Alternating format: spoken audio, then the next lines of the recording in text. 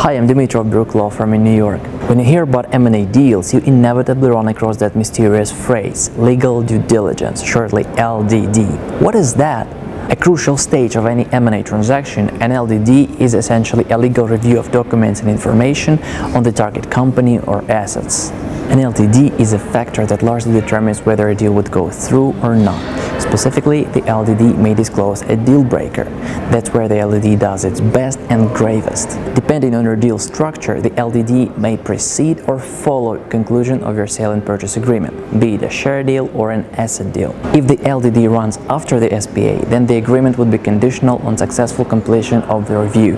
The primary goal of an LDD is to find legal risks, then to analyze, assess, and describe those risks. Finally, to recommend mitigating measures. The LDD findings, risks, and recommendations ultimately find their way into an LDD report. As a result, the LDD usually takes a lot of time. That's where the legal bill may become quite hefty. Who needs an LDD, especially given that it's normally so costly? An LDD is paramount for both seller and buyer. For a buyer, it allows to check the target. If it's worth less than what the seller asks, the LDD can help the buyer reduce the purchase price or even avoid an unfavorable deal at all. The LDD thus allows to buy for less.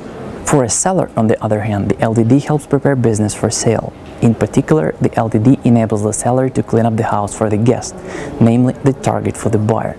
The LDD hence helps to sell for more. The LDD results turn into the SPA representations on warranties, disclosure schedules, and indemnities. Those provisions usually involve hard bargaining.